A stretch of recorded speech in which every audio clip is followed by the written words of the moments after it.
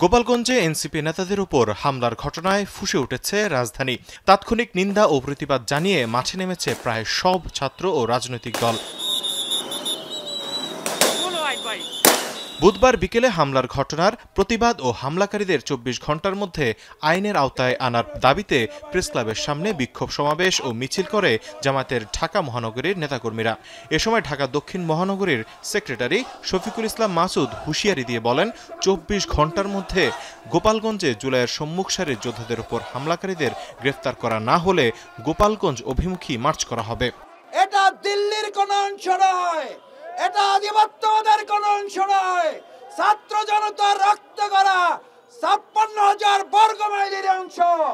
সেই অংশ রক্ষায় জামাত ইসলামী ছাত্র শিবিরের যা যা করা দরকার সব করা হবে, প্রয়োজনে আবার রাজপথে নামা হবে। একই দাবিতে সন্ধ্যায় শাহবাগে সংবাদ সম্মেলন করে বৈষম্যবিরোধী ছাত্র আন্দোলন। এ সময় ৩ দফা দাবি তুলে ধরেন সংগঠনটির সভাপতি রিফাত রশিদ। আগামী ২৪ ঘণ্টায় গোপালগঞ্জ সহ সারা দেশে সাঁড়াশি অভিযান পরিচালনার উপর আমরা কঠোর নজরদারি রাখব। যদি যৌথ বাহিনী ব্যর্থ হয়, স্বৈরাচারী শেখ হাসিনার নির্দেশে যে আওয়ামী লীগ, যুবলীগ, ছাত্রলীগ, স্বেচ্ছাসেবক লীগ পরিচালিত হয়েছে, তাদের বিরুদ্ধে কঠোর থেকে কঠোর কর্মসূচি ঘোষণা করবে। এদিকে এনসিপি নেতাকর্মীদের উপর নেক্কারজনক হামলার প্রতিবাদে শাহবাগ মোড়ে অবস্থান নিয়ে প্রতিবাদ কর্মসূচি পালন করে জুলাই মঞ্চ। সন্ধ্যায় সেখানে অবস্থান নিয়ে প্রতিবাদী স্লোগান দেয় মঞ্চের নেতাকর্মীরা। এ সময় গোপালগঞ্জে হামলার নিন্দা জানান তারা।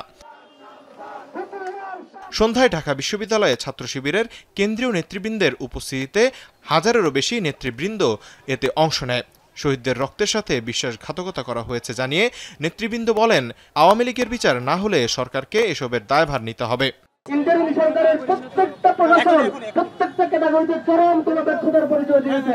এছাড়াও টিএসসিতে প্রতিবাদ মিছিল ও সংবাদ সম্মেলন করে গণ অধিকার পরিষদ ও ইসলামী ছাত্র আন্দোলন। তৌহিদুল তারেক, এখন, ঢাকা। শাইনি চুলে এখন হবে সব হেয়ারস্টাইল। সিল্কোর দ্বিগুণ শাইনি চুল প্রতিদিন।